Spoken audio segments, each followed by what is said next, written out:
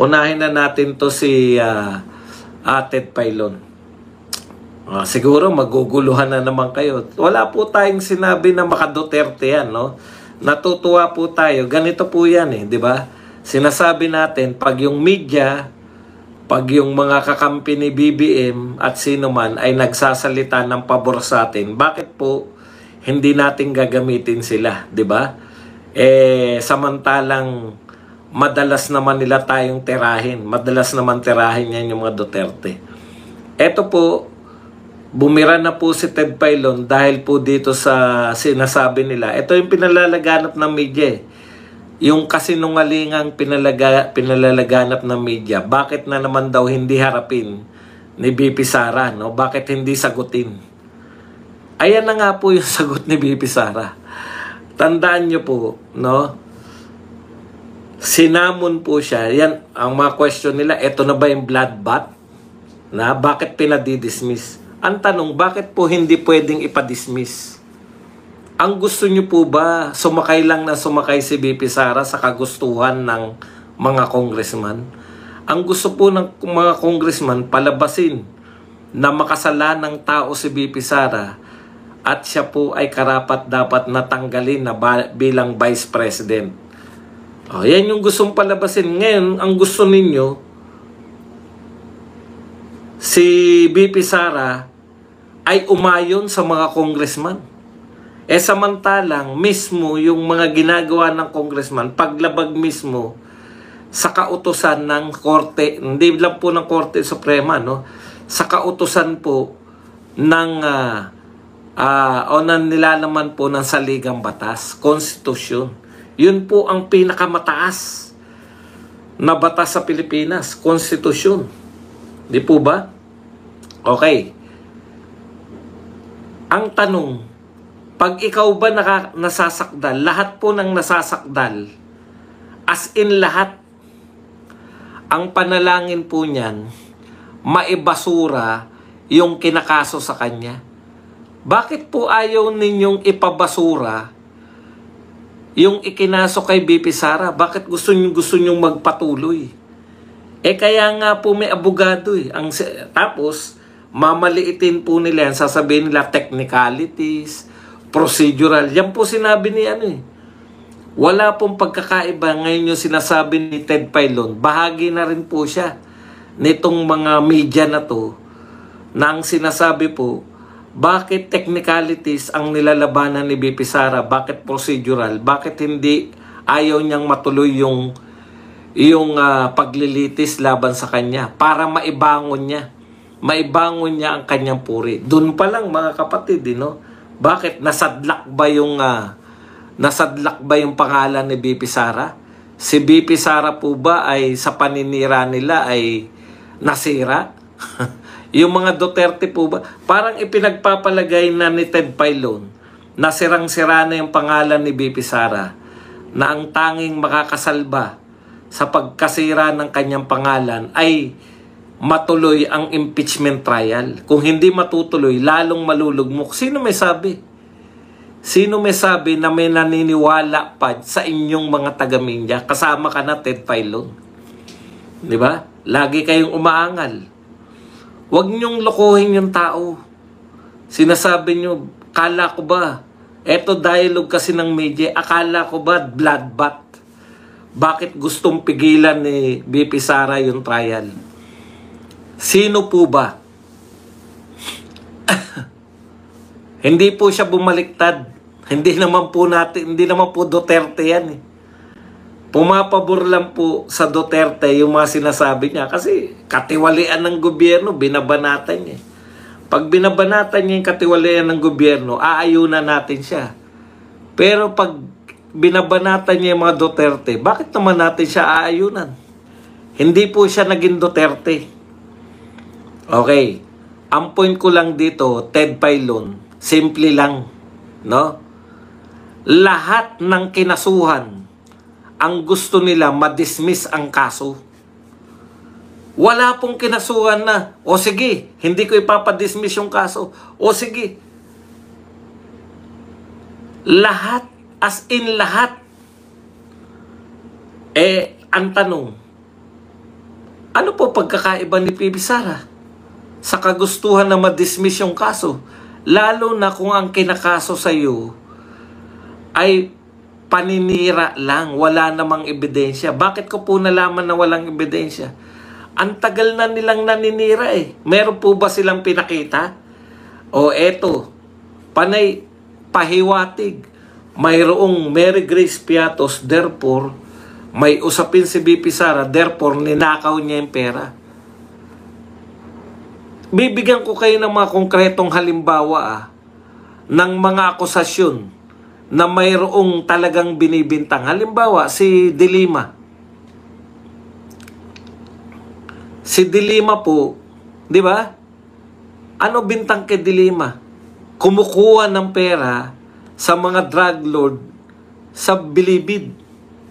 May testigo ba? Meron. Sinabi, o bagman namin, binibigay namin kay Dayan yung pera. Si Dayan naman, umuo, ako po kumukuha sa kanila ng pera. O may kapalit pa si Dayan, si Jonel. Ayun po, konkreto yung binibintang. Mayroon pong kaya lang dahil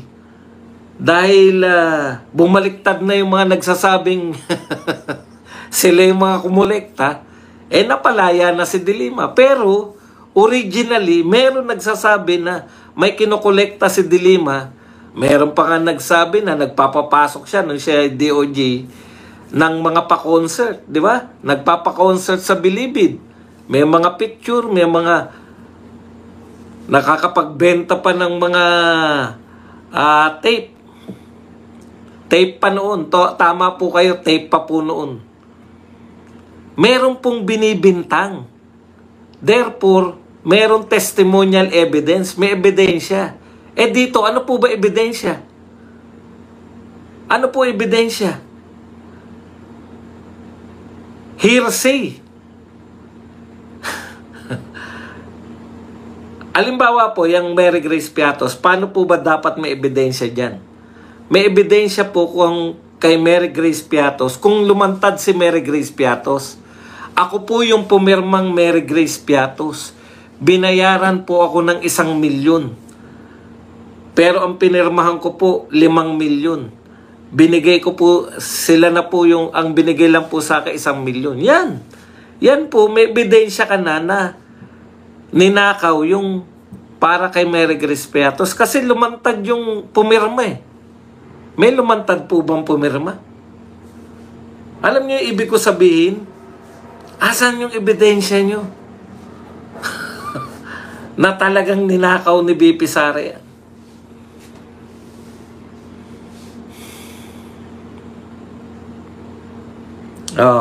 Ngayon, ang sinasabi niya, para daw maibangon ang puri ni BP Sara. Talaga ba nasira nila ang puri ni BP Sara?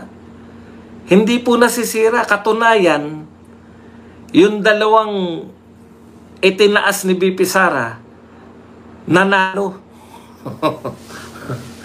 Hindi nyo ba naintindihan kung gaano ang power ni BP Sara para maipanalo niya yun?